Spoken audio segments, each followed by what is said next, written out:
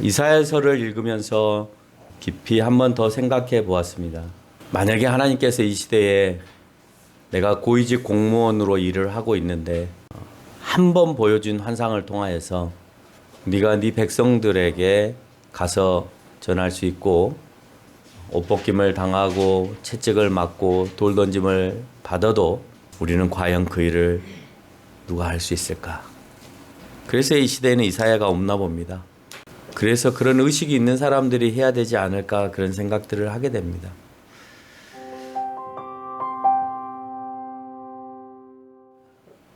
이번 주간은 예수님의 고난 주간입니다. 오늘이 종료주일로 드려지면 내일부터 이제 그 고난의 길을 가시기 위하여서 한 발 한 발 내디디시는 그런 날들로 연결이 되어지고 하루 종일 새벽부터 신문 당하시면서 마지막 날 금요일에 그는 십자가상에 우리의 죄를 위하여서 돌아가시게 되어지는 그 상황을 얘기합니다. 근데 마침 이사야서에는 예수님에 대한 기록들이 매우 많습니다. 수도 없이 많이 예수님을 증거하고 있는 책이 이사야입니다. 특별히 오늘 주보에는 잘못되어 있습니다마는 이사야서 53장 1절로 12절은 아예 예수님 그 자체로 설명하고 있는 것을 우리는 읽을 수 있습니다. 이사야는 6장 13절에서 이 중에 10분의 1이 아직 남아있을지라도 이것도 황폐하게 될 것이나 밤나무와 상수리나무가 배임을 당하여도 그 구리터기는 남아있는 것 같이 거룩한 씨가 이 땅에 구루터기라 하시더라 라고 얘기를 하고 있습니다. 오늘은 이 구루터기에서 53장 2절에 자라나기를 연한 순 같다라고 표현하는 이 구절에 주목하고 싶습니다. 황폐해진 땅에 이제 상수리나무와 밤나무는 구루터기만 남아 있습니다. 그리고 거룩한 씨가 이 땅에 그 구루터기로 남아있다라고 얘기했던 6장의 말씀의 연결선상에서 오늘 그 구루터기 가운데 연한 순 하나가 자라나고 있는 것입니다. 구루터기가 남은 자라면 그 남은 자 가운데 그 나무가 나무 되게 할 구원의 순이 예수 그리스도로 등장함을 설명하고 있습니다. 그런데 연한 순이 너무 연약하게 표현되어지고 있더라는 거예요. 여러분, 나무가 구루터기만 남았는데 그냥 그 구루터기마저도 죽을 수 있잖아요. 윗줄기가 다 배임을 당하고 저 땅바닥에 조금 남아있는 그 구루터기가 살아날 확률은 거의 없습니다. 근데 그것마저 남겨놓고 이스라엘 백성들은 앞으로 그 남겨질 그 구루터기 가운데에서 새순이 자라날까 계속 오매불망 갈망하고 살아야 된다라고 하는 예언이에요. 여러분, 우리가요 나무를 길러보니까 굉장히 섬세해요. 나무는 그냥 동물들과 달라서 감정도 없는 것 같고 물만 잘 주고 햇빛만 잘 보여주면 될 것처럼 보여지죠. 감히 제가 설명하기에 동물보다도 식물이 그 생명력의 성장과 자라남에 있어서 더 민감한 것 같아요. 누군가가 그러더라고요. 반려동물은 키우기가 어려워서 반려식물을 키우려고 한다고. 아마 지금 이 이후로 제가 누군가를 만나서 그 얘기를 들으면 반려식물 쉽게 생각하지 마세요. 반려식물 살려내기가 쉽지 않습니다. 그런데요, 이 나무를 다 잘라내고 저 밑둥 조금만 남겨놨을 때 저 나무를 살릴 수 있는 사람이 과연 누가 있을까요? 이렇게 온전하게 자라나고 있는 이 나무도 우리가 쉽게 죽입니다. 근데 저 밑동에 뿌리에서 잠깐 올라온 그 구루터기만 남겨놓는데 거기에서 새순이 자라날 거라고 하는 보장을 누가 과연 할 수 있겠느냐라고 하는 거예요. 오늘 그 연약한 순이라고 표현한 그 자체가 너무 나약하게 표현되고 있잖아요. 그 순이 자라나지 않으면 그 나무는 없는 거예요. 그 순에 대한 기대가 그 가운데 있지 아니하면 그 나무는 종말을 맞이하는 거예요. 그 구루터기가 마지막으로 할 수 있는 것은 순을 내놓고 죽는 거예요. 밀알이 온전히 살아서 그 땅에 심겨져 있으면 그냥 밀알 하나로 남습니다. 그런데요, 그 밀알이 안에서 썩어져서 자기 몸이 자양분이 되어져야만이 그 안에 순이 나서 새로운 밀을 볼 수가 있게 되는 것입니다. 오늘 그 구루터기는 새순을 통하여서 새로운 나무가 자라날 때까지의 역할이에요. 그 뒤로는요, 그 순이 다시 뿌리를 내리고 난 다음에는 그게 그 생명을 다하는 것입니다. 그 역할만을 위해서 존재하는 거예요. 예수님은 하나님이시고 가장 강력한 통치자이시지만 죄 아래 놓여있는 인간들 앞에서 가장 약한 왕이 되셨다라고 하는 거예요. 7절에서 언급한 대로 그가 곤욕을 당하여 괴로울 때에도 그는 입을 열지 아니하였음이라 라고 표현하고 있습니다. 그러면서 뭐라고 얘기합니까?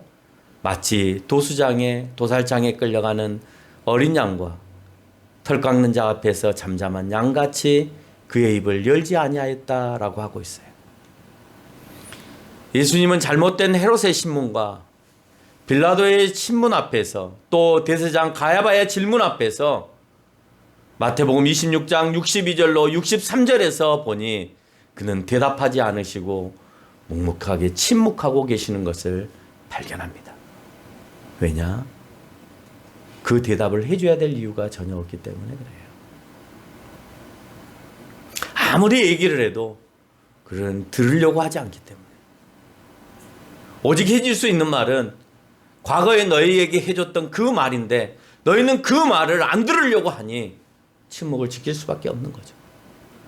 고작 입을 열으셔도 과거에 얘기하셨던 것처럼 나는 생명이요 부활이다. 내가 너희를 위해서 구원하러 왔다라는 말을 반복할 수밖에 없는 겁니다. 어떤 이유와 변명도 하지 않으시고 자기가 이 땅에 오신 하나님의 공의의 실현에 대한 그 대답만 하고 계시다라고 하는 거예요. 그의 등장은 2절에서 말하고 있습니다. 마른 땅에서 등장하겠다고. 여러분, 여기에서 말하는 마른 땅, 새순이 자라나기 위해서 마른 땅은 자라날 수 없는 땅입니다. 그렇지 않나요? 옥토가 되어야 그 안에서 새순이 자라나는데 마른 땅에서 자라나신다는 거예요. 그 말을 상대적으로 생각해 보세요. 오늘 그 새순이 자라날 수 없는, 오늘 예수님이 이 땅에 존재할 수 없는 척박한 땅, 인간성이 상실되어지고 부패되어진 그 시기에 오늘 예수님께서 등장하시겠다라는 말씀이잖아요. 이런 시기여야, 그래서 고민해 봤어요. 왜 예수님은 이런 시기에 등장하실까? 왜 예수님을 알아보지 못하는 그런 시기에 등장하실까? 설교 준비를 하면서 곰곰이 한 번 더 생각해 보았습니다. 아, 그렇구나. 예수님이 십자가에 우리의 죄를 위하여서 대속의 죽음을 져주시기 위해서는 그 땅이 척박해야 되겠구나. 예수님을 알지 못해야 되겠구나. 예수님의 소리가 안 들려야 되겠구나. 그래야 그들이, 그 대제사장 가야바가, 바리새인들이, 종교의 지도자들이 예수님을 못 박아 십자가에 매달겠구나. 그런 생각을 하게 되었습니다. 그래서 메시아로 인정하지 않아야 되겠구나. 그래서 그들은 마태복음 26장 65절에서 그 말을 다 듣고 난 다음에 신성모독이다라고 말합니다. 안 들리는 거죠. 오늘 예수님이 자기를 위해서 왔다라고 하는, 너희들을 위해서, 내가 너희 죄값을 위하여서 내가 대신 죽으러 왔다는 말이 안 들리는 거예요. 그러니 네가 하나님이라고 표현하는 그 말 가운데 신성모독이구나 라는 말로 예수님을 죽이고자 한 것입니다. 예수님의 출생은 인간적으로 매우 보잘것없는 출신과 모습으로 예루살렘도 아닌 나사렛에서 거주하면서 목수의 아들로 보잘것없는 외모로 출생하고 있는 것을 우리는 알 수 있습니다. 예수님의 출생은 외모가 아니라 우리의 죄를 구원할 자이시기 때문에 죄 없이 태어나셔야 되는 것이지 그의 외모가 왕처럼 화려하거나 그의 직분이 왕궁에서 출생되어야 될 이유가 없는 거예요. 예수님이 오실 그 본질은 죄 없이 태어나셔야 된다라고 하는 거예요. 그래서 이사야서 7장 10절에서 14절에서 언급합니다. 처녀에게 잉태된 임마누엘이라고요. 그가 출생해야 될 가장 근본적인 그 모습은 외모가 준수하고 부와 명예를 누리는 그 장소에서 출생하는 것이 아니라 죄 없는 자의 몸에서 출생해야 되기 때문에 처녀의 몸에서 잉태되어야 되고 그래야만이 우리와 함께 하실 수 있는 주님이다라고 하는 사실입니다.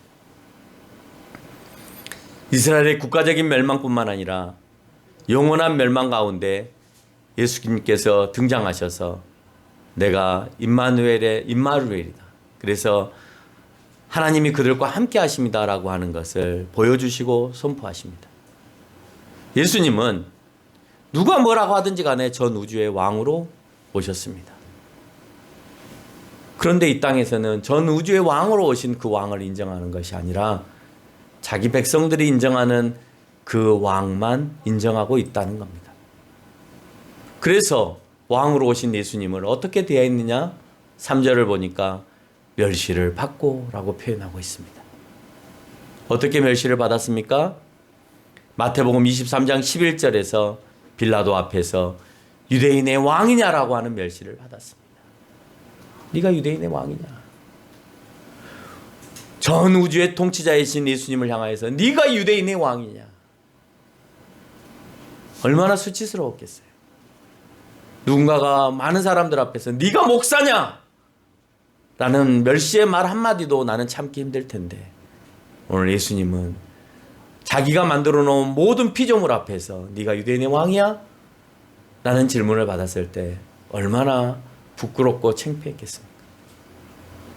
마태복음 27장 29절에는 로마 병정들이 십자가에 예수님을 못 박으면서 희롱합니다.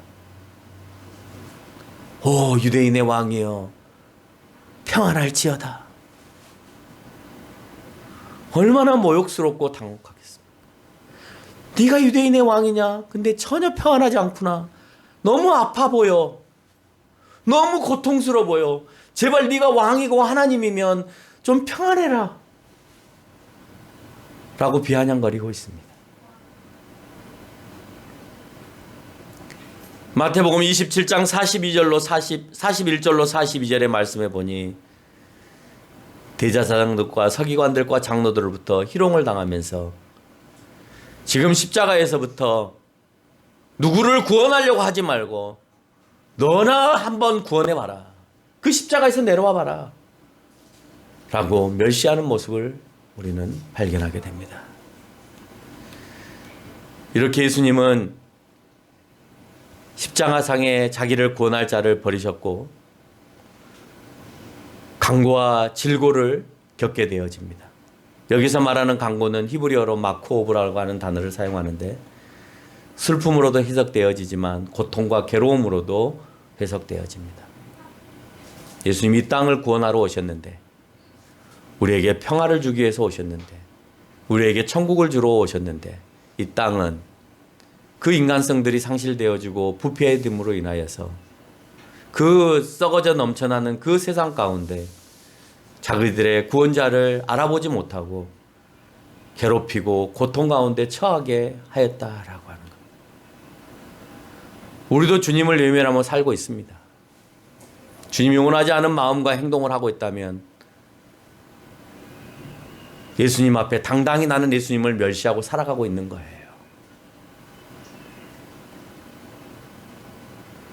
예수님으로부터 내가 구원을 받았다는 사람들이 예배를 어떻게 경홀히 할 수 있어요?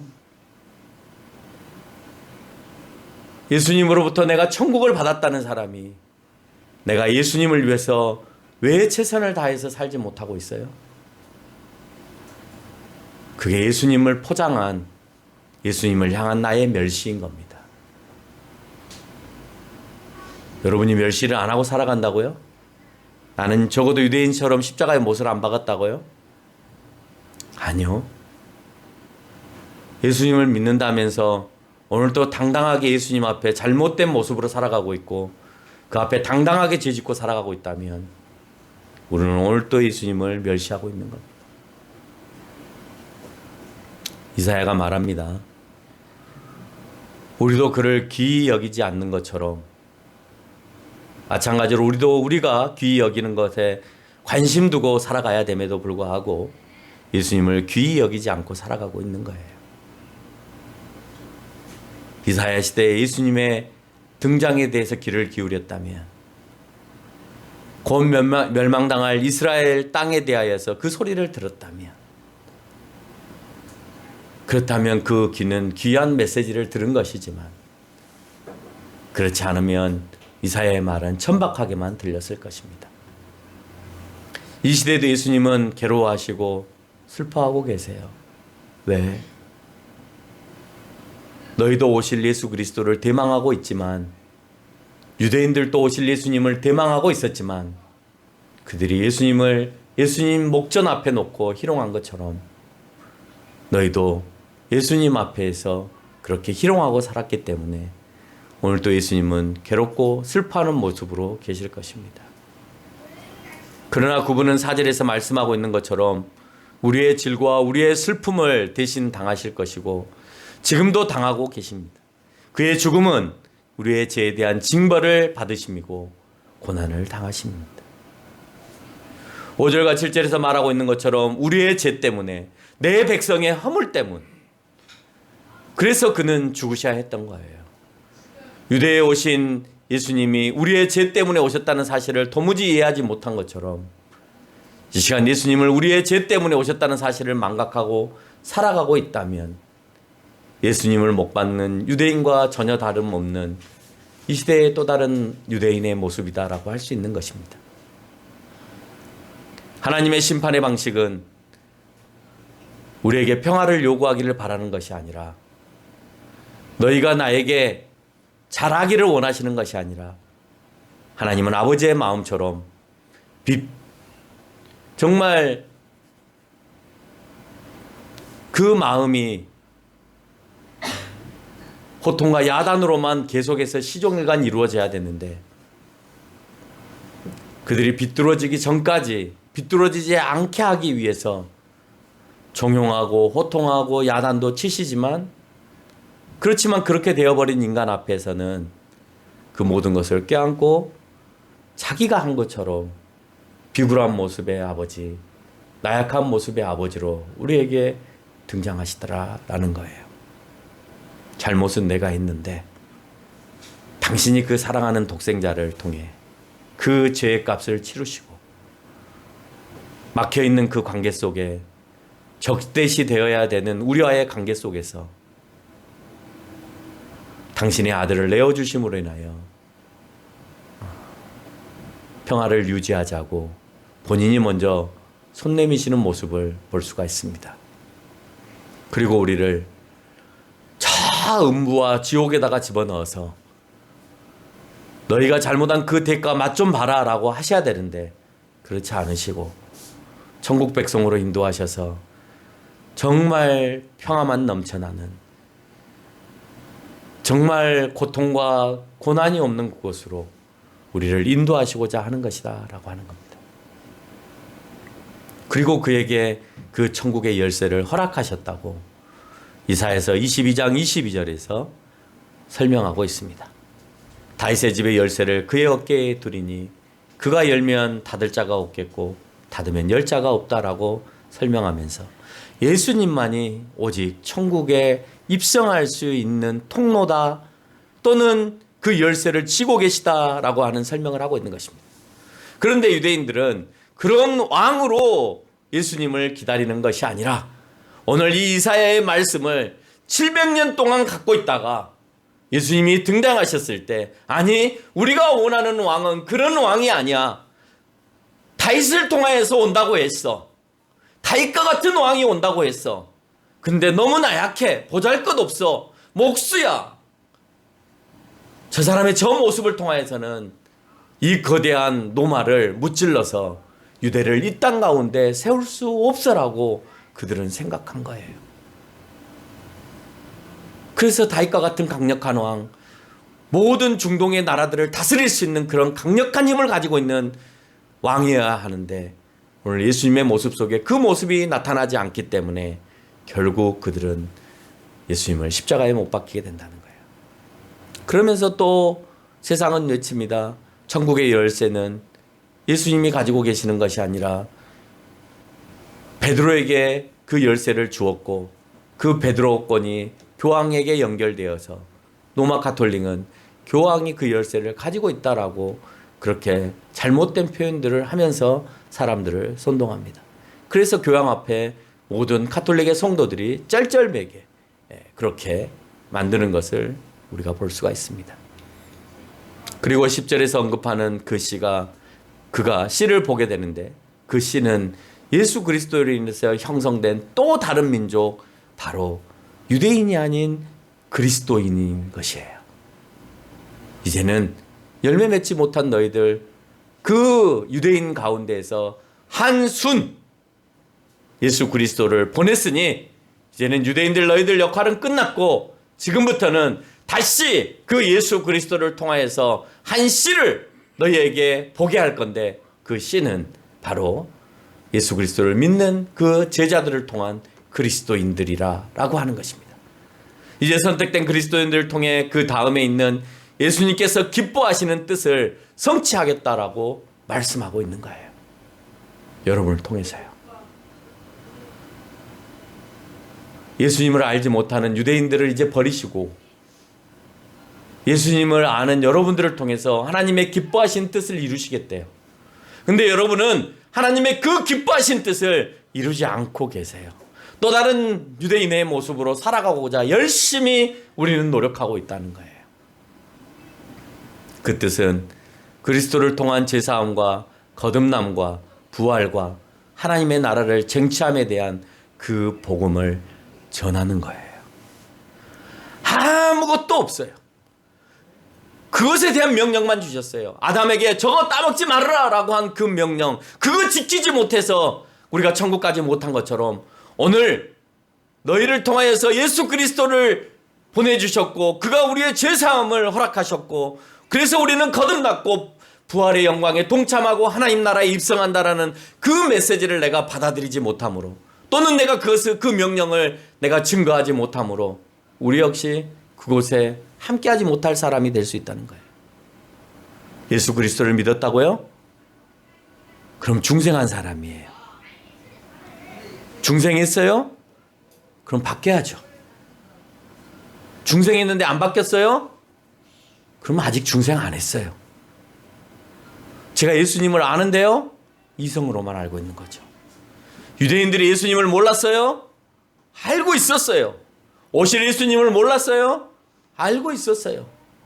그런데 오신 예수님을 알아차렸어요? 몰랐어요. 왜요? 선지자들이 가르쳐주는 그 이성으로만 알고 있었기 때문에 그래요. 진짜 대망하는 안나와 같은 선지자가 없었어요.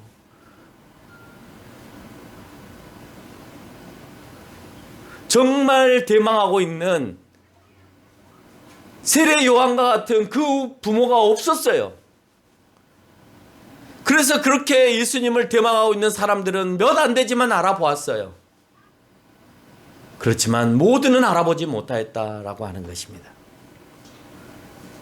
여러분, 이 시대에 주신 명령은 선악과 따먹지 말라는 명령이 아니고요, 예수 그리스도를 증거하라는 복음 전도의 명령이에요. 그 대명령을 여러분한테 주셨잖아요. 그거 안 한다고요? 내가 예수님에 대한 감동이 있고 예수님에 대해서 믿고 있고 예수님이 그렇게 하라고 명령하고 가셨는데 내가 안 한다고요? 그러면 그 사람은 예수 그리스도 안 믿는 거예요. 안 믿으니까 못 하는 거예요. 저는 내성적이어서요. 저는 누구를 잘 못 만나서요. 그건 이유가 안 돼요. 그거보다도 더 큰 열정이 내 마음 가운데 있기 때문에 나는 할 수 있는 거예요. 내가 말을 잘못해도 입을 열고 싶고요.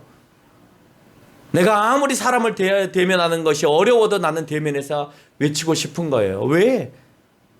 내가 예수님으로 인하여서 충성했기 때문에,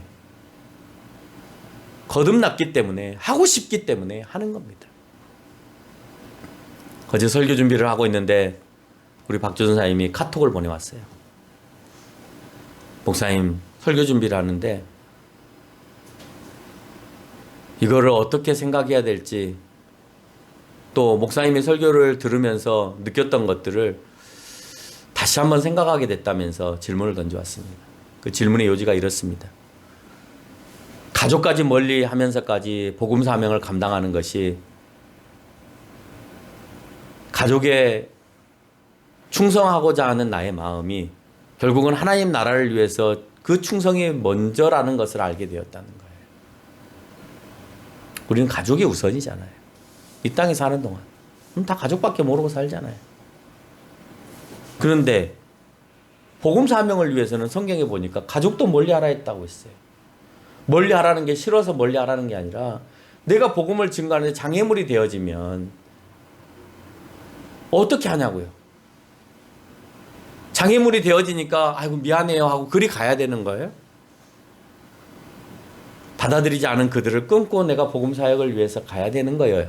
그게 옳은 겁니다. 근데 심지어는요, 요즘에는 믿는 부모들까지도 내가 복음 사역에 간다 그러면 그 일을 원하지 않아요. 누구까지 원하지 않은지 아세요? 목사들도 자기 아들이 목사 되는 걸 원하지 않아요. 너무 심각해요. 좀 똑똑하면 뭐가 특별히 잘 될 것처럼 생각해요. 자랑 같아서 죄송합니다만은 저는 감찬이한테도 네가 공부 잘한 거 아무 의미 없다. 네가 복음 전하는 것에 대한 열정이 네 마음 가운데 없으면 그 공부 잘해서 뭐 할래? 하나님이 원하지 않으실 거고, 그거 네가 아무리 잘 돼서 어느 자리에 올라간다 하더라도 그 하나님 한 방에 내려앉히신다?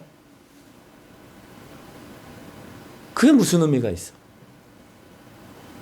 너 목사님을 우습게 생각하는데 너 목사님 되는 게 제일 어려워, 솔직히 말하면.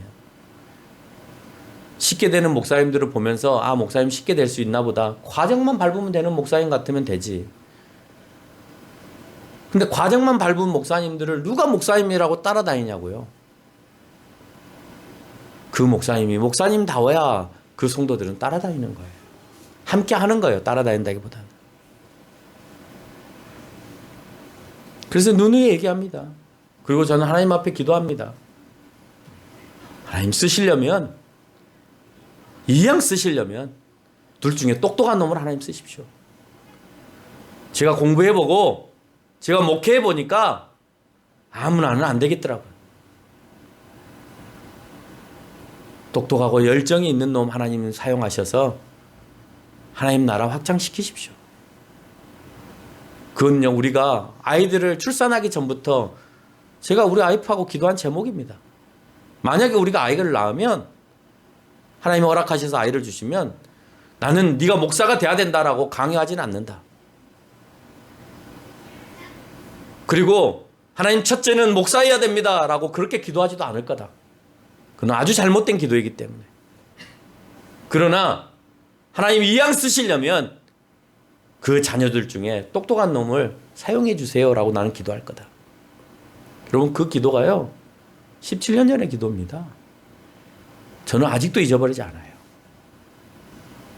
그걸 놓고 기도했어요. 결혼하기 전에. 그때도 내가 공부하면서 느낀 게 그거였어요. 제발 준비된 사람이 나왔으면 좋겠다. 나보다도 더 준비된 놈들이 목회에 나오고 목사가 되었으면 좋겠다. 그런 마음이 내 마음 가운데 차고 넘쳤습니다. 그러면서 얘기합니다. 하나님 나라를 위해서 충성하는 것이 하나님의 공의일까요? 라는 질문을 했습니다. 제가 말했잖아요. 내 대답은 예수님의 죽으심은 하나님의 공의로서의 예수님의 사명이죠. 그렇죠? 하나님 공의를 이루시기 위한 예수님의 사명이에요. 예수님이 십자가에 못 박히신 것. 그 하나님의 공의를 이루시기 위해서 예수님이 하셔야 될 일이 있는데 그건 십자가에 달리시는 거예요. 우리의 사명은요. 그 달리신 예수님을 증거하는 것이 우리의 사명이고 하나님의 공의를 실천하는 거예요. 그래서 내가 우리 교회 첫 번째 교인의 사명 가운데 모두가 함께 그 사명을 감당하는 교회가 돼야 된다고 올려놓은 거라고 수도 없이 이 교회가 세워질 때부터 외쳐왔는데 그걸 이제 깨달은 거예요. 내가 1번에다 써놨다. 박전사. 뒤에다가 크게 표로 걸어놨고 그게 우리 교회 1번이야. 그건 목사만 하는 게 아니고 예수 그리스도를 믿는 모든 사람이 해야 되기 때문에 내가 전 교인이라고 적어놨어. 근데 아직도 네가 이제 이해했다면 우리 교인들은 아직도 그것에 대해서 온전하게 이해한 사람이 한 명도 없을 것 같다. 그런 말을 어제 카톡으로 나눴습니다. 아, 그런 거군요. 우리가 지금 하나님의 공의를 이루기 위한 그 사명을 감당해야 되는 거군요. 이제 그 얘기를 하는 거예요. 그나마 감사했습니다. 그렇게라도 아니까. 그 한 줄이 그냥 쓰여진 한 줄이 아니라고 내가 늘 말했잖아요. 내가 저 한 줄을 쓰기 위해서는 정말 많이 고민하고 많은 것들을 압축해서 한 줄을 만들어내는 거예요. 그리고 수도 없이 반복해서 해년마다 저 부분의 한 부분들을 거론하면서 여러분들에게 설명을 하는 것입니다. 오늘 이 일을 실천한 한 청년의 기사문을 제가 교회를 옮길 때마다 그 교회에 한두 번씩 예화로 들어서 설명해 주는 예화를 아마 우리 교회도 초창기에 제가 한번 한 것 같은데 다시 한번 가시는 윤 목사님을 위해서 한번 더 들려드리고 싶어서 오늘 그 사명을 잘 감당한 한 청년의 신문 기사를 발췌해서 여러분에게 들려주고자 합니다. 신문 기사의 제목은 무명의 순교자였습니다. 국방일보 87년도에 실렸던 신문 기사입니다.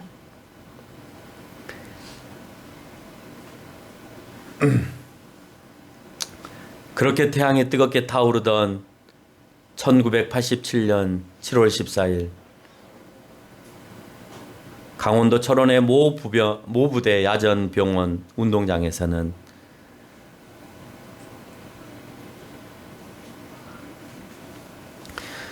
구슬픈 군악대의 진홍가가 울려 퍼지는 가운데 육군 중위 권기한 형제의 장례식이 거행되었다.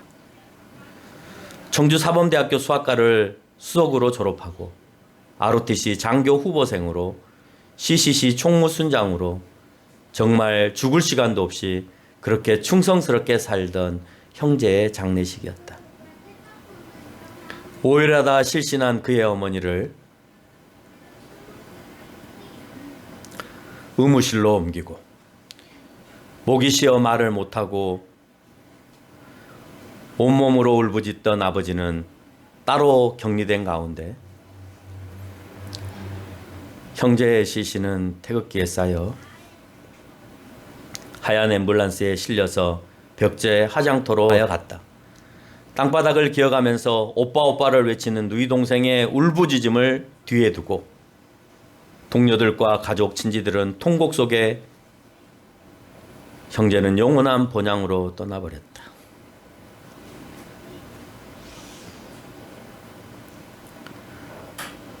육군 소위로 인간하여 군생활을 시작한 형제는 4년의 대학생활 동안 훈련받은 예수 제자의 삶을 충성스럽게 살기 위해 기도로 근무에 임했다. 자대 배치 후 한 달의 훈련을 마치고 근무를 시작한 이틀 후 선배 장교들과 가진 회식 자리에서 공기한 소위는 끝까지 술을 거부하여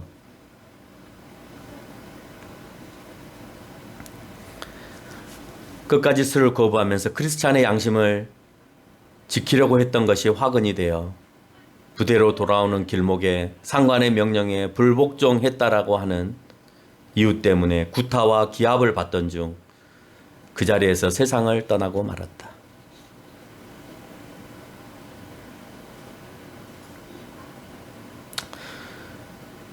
부검 현장에 입회해서 보니 못다한 말이 있는 것처럼 형제는 입을 다물지 못한 채 조용히 눈을 감고 있었다. 왼쪽 목 옆 동맥 파열,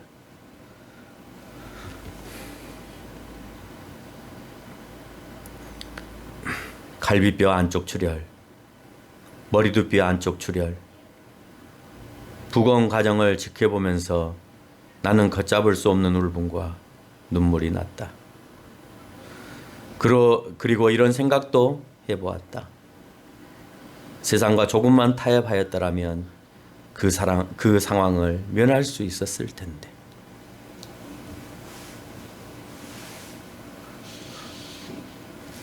술 한잔 할 수 있고 담배 한 대 피울 수 있겠죠. 뭐 그게 그렇게 큰 죄입니까?